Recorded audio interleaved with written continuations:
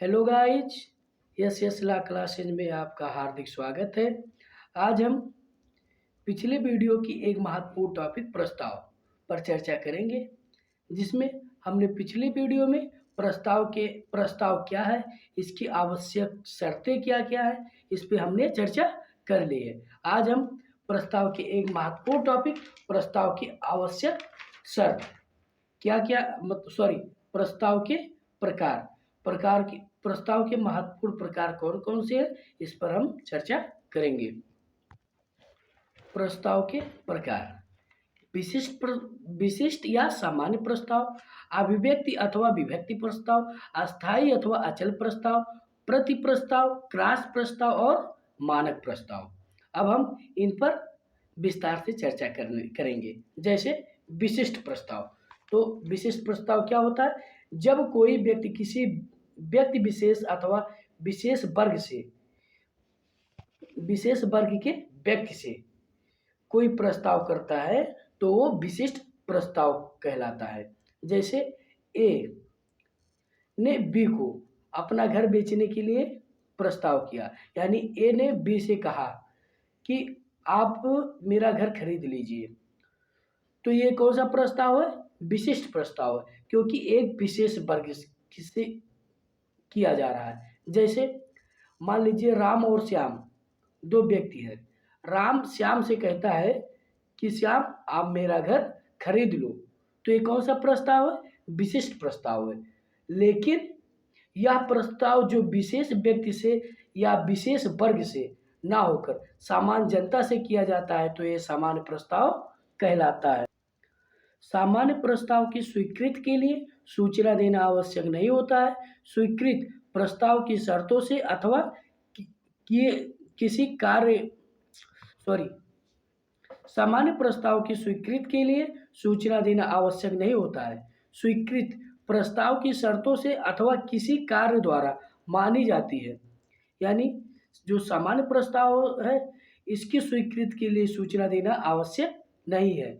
इस प्रकार सामान्य प्रस्ताव के वह होते हैं जो संपूर्ण जनता जनार्दन से के लिए हो, यानी समान प्रस्ताव वे प्रस्ताव होते हैं जो संपूर्ण जनता जनार्दन के लिए हो, यानी संपूर्ण जितने भी व्यक्ति हैं सबसे किया गया हो, वो क्या है? सामान्य प्रस्ताव। व्यक्ति विशेष द्वारा ही स्वीकार किया जा सकता है, यानी वो प्रस्ताव किसके द्वारा स्वीकार किया? किसी विशेष व्यक्ति द्वारा ही स्वीकार किया जाता है, यानी किसी विशेष व्यक्ति या व्यक्ति विशेष द्वारा ही स्वीकार किया जा सकता है। प्रस्ताव को स्वीकृति की सूचना देना आवश्यक नहीं होता है, यानी सामान्य प्रस्ताव में प्रस्ताव की स्वीकृति, यानी हमने प्रस्ताव को ग्रहण किया, इसकी सूचना देने के लिए आवश्यक नहीं है। प्रस्ताव की शर्तों का पालन ही स्वीकृत माना जाता है, यानी सामान्य प्रस्ताव में जो मुख्य शर्तें होती हैं उन्हीं का पालन ही क्या कहलाता है? स्वीकृत कहलाता है। यानी जो प्रस्ताव में जो सामान्य प्रस्ताव में जो शर्त बताई गई है कि आप यही शर्त के अनुसार कार्य कीजिए, वही क्या है? स्वीकृति है। इस प्रस्ताव के लिए प्रमुख वाद, जो प्रमुख वाद कौन कौन से है?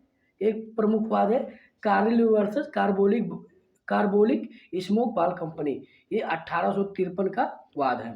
इस वाद में प्रतिवादी कंपनी ने उस व्यक्ति को 100 पाउंड देने की घोषणा करती है जो उस कंपनी द्वारा बनाई गई दवा की विशिष्ट विधि से प्रयोग करने के बावजूद इन्फ्लुएंजा से पीड़ित होगा। कंपनी ने प्रस्ताव के प्रति गंभीरता दिखाने के लिए एक 100 पाउंड बैंक में जमा कर दिया। यानी एक कंपनी थी, मान लीजिए कौन सी कंपनी, उस कंपनी का नाम, वो कौन सी कंपनी? कार्बोलिक बाल, एक मिनट दोस्तों, वो कंपनी थी कार्बोलिक बाल स्मोक कंपनी। इस कंपनी ने यह घोषणा किया कि मेरे द्वारा बनाई गई दवा का जो सेवन करेगा, यानी मेरे शर्तों के अनुसार बनाई गई इस दवा का जो सेवन करेगा वो कभी इन्फ्लुएंजा की बीमारी से पीड़ित नहीं होगा। अगर ऐसा हुआ तो उसको 100 पाउंड इनाम में दिया जाएगा। अगर कहने का मतलब ये है कि अगर कोई व्यक्ति कंपनी के दिए गए शर्तों के अनुसार दवा का सेवन करता है और उसको इन्फ्लुएंजा की बीमारी हो गई, तो कंपनी उसको क्या देगा? 100 पाउंड इनाम में देगा। अब क्या हुआ? वादी ने इस वादी जो एक महिला थी ने बताई गई विधि से दवा का प्रयोग की, परंतु उसे फिर भी इन्फ्लुएंजा की हो गया। यानी वादी जो थी क्या थी? एक महिला, यानी कार्बोलिक जो थी ये क्या? एक महिला थी। कार्लिक एक महिला थी। इसने कंपनी ने जो शर्तें बताई थी उसके अनुसार दवा का सेवन किया, लेकिन फिर भी उस महिला को इन्फ्लुएंजा की बीमारी हो गई। जब उसको बीमारी हो गई तो महिला ने जो इनाम था, जो कंपनी ने यानी कार्बोलिक पॉलिस्मोक कंपनी जो इनाम रखी थी, महिला ने उसे पाने के लिए वाद किया, यानी वाद लाया। निर्णित क्या हुआ कि मिसेस कार्लिक इनाम की अधिकारी थी, क्योंकि ऐसा प्रस्ताव जो संपूर्ण जगत से के लिए किए जाते हैं किसी भी व्यक्ति द्वारा स्वीकार किया जा सकता है। यानी ऐसा प्रस्ताव जो संपूर्ण जनता से किया गया हो, वो किसी भी व्यक्ति द्वारा स्वीकार किया जा सकता है। शर्तों का पालन ही स्वीकृत माना जाता है और उस शर्तों का पालन ही स्वीकृत माना जाता है। यह धारा 8 में वर्णित है। इसका दूसरा प्रमुख वाद है हरभजन वर्सेस हरचरण लाल। ये 1985 का वाद है। इस वाद में एक लापता लड़के के बाप के द्वारा लड़कियों को खोज कर लाने के लिए 500 रुपये इनाम देने की पर्चा बंटवाने की घोषणा, परंतु पर्चा के द्वारा घोषणा किया गया। यानी एक लापता लड़का था, मतलब लड़का खो गया था। उसके पिता ने पर्चे बंटवाकर घोषणा किया कि मेरे बच्चों को जो खोज कर लाएगा उसको मैं 500 रुपये इनाम दूंगा। वादी लड़के को खोजकर रेलवे पुलिस थाने ले गया और उसके पिता को तार द्वारा इसकी सूचना दी।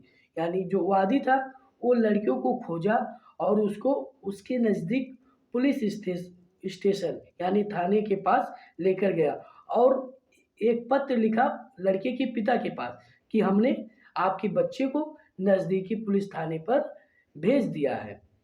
वादी इनाम के लिए वाद लाया। उसके बाद वादी ने इनाम पाने के लिए वाद लाया। निर्णित हुआ कि वादी इनाम का अधिकारी है। यानी जो वादी था वो इनाम का अधिकारी था। क्यों था? क्योंकि प्रस्ताव की शर्तों पूरी की थी। क्योंकि वादी ने जो प्रस्ताव मतलब जो प्रतिवादी जो प्रस्ताव था, प्रस्ताव में जो शर्तें रखा था वादी ने उसको पूरा किया। भले उसने लड़कियों को घर नहीं पहुंचाया था, बाकी उसने शर्तें को पूरा भी किया था।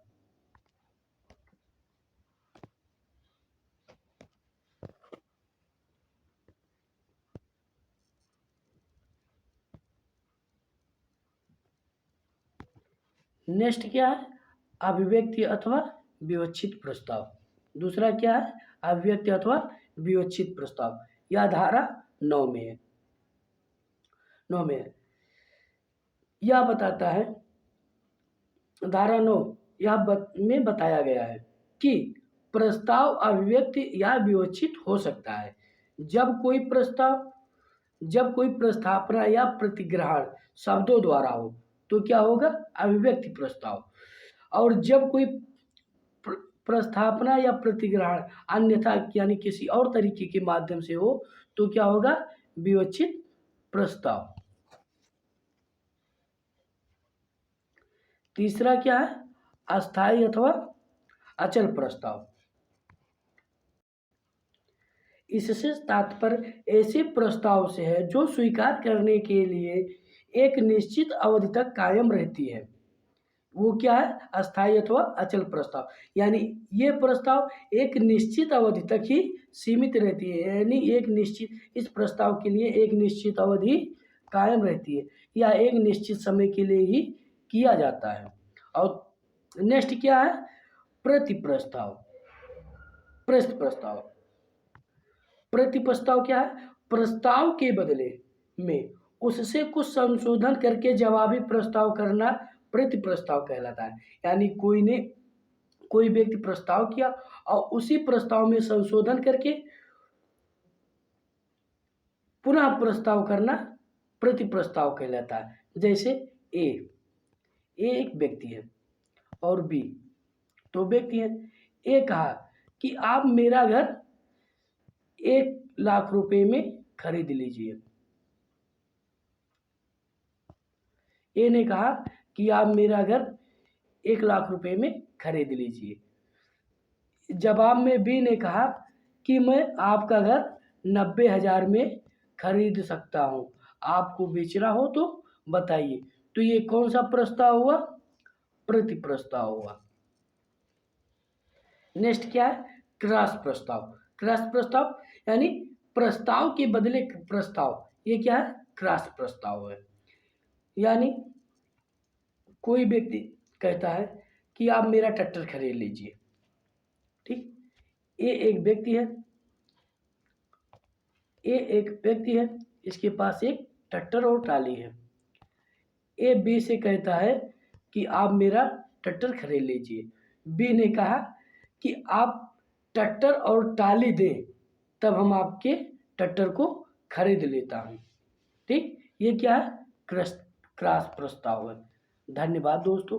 अगर मेरा वीडियो आपको पसंद आया हो तो मेरे चैनल को सब्सक्राइब अगर ना किए हो तो कर लीजिए और वीडियो को लाइक करना मत भूलिए और संभव हो तो वीडियो को शेयर भी कीजिए। धन्यवाद दोस्तों।